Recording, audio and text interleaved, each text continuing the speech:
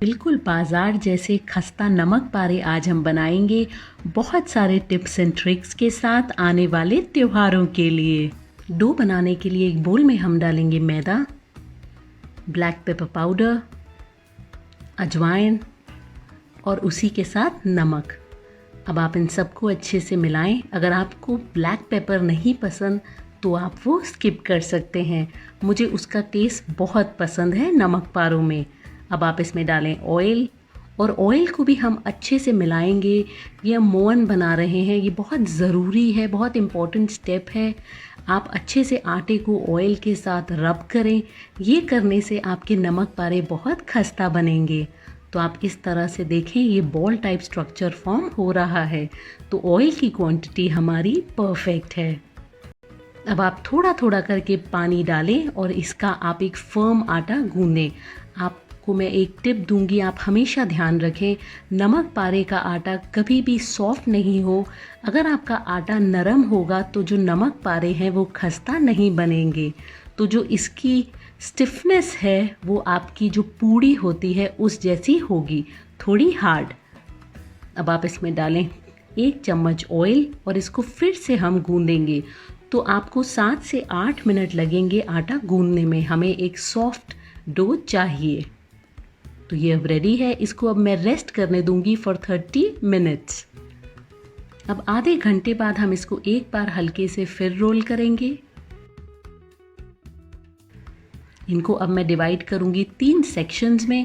ये मैं इसलिए कर रही हूँ क्योंकि बेलने में मुझे आसानी होगी।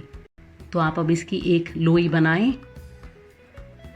तो नमक पारे बनाते वक्त आप हमेशा ध्यान रखें, जब आप इसको बेलें बहुत मोटा नहीं बेलें। आप बेलन में लगाएं थोड़ा सा ऑयल। आप चाहें तो चकले पे भी ऑयल लगा सकते हैं। इससे जो आपके नमक पारे हैं वो चिपकेंगे नहीं। तो अब आप इसको इवनली बेलें सब तरफ से। जैसे मैंने आपको कहा, जो नमक पारे होते हैं वो पतले होते हैं। जब हम शक्कर पारा बेलते हैं तो वो थोड़े मोटे होते हैं। अगर आप नमक पारे को मोटा बेल देंगे तो वो हार्ड बनेंगे और खस्ता नहीं। तो ये करेक्ट कंसिस्टेंसी है। अब आप इसको काटें डायमंड शेप में, स्क्वायर शेप में, छोटे बड़े जैसे आपको पसंद हैं। तो आप देखिए, मैं इसको छोटे डायमंड शेप में काट रही हूँ। अब इन सबको हम ट्रांसफ़र करेंगे एक प्लेट के ऊपर। अगर ये साथ में चिपक भी जाएं तो कोई बात नहीं। जब आप नमक पारा को फ्राई करेंगे तो कढ़ाई में जाते ही ये सब अलग अलग हो जाएंगे। तो अब यहाँ ऑयल को हमने कर लिया है मीडियम हॉट। इसमें अब हम डालेंगे हमारे नमक पारे। मैं आपको एक बार कंसिस्टेंसी, जो इसकी थिकनेस है, फिर दिखाऊंगी। आप ये ज़रूर ध्यान रखें मोटे नहीं हो, वरना ये कड़क बनेंगे। अब आप नमक पारों को डालें धीरे धीरे करके ऑयल के अंदर।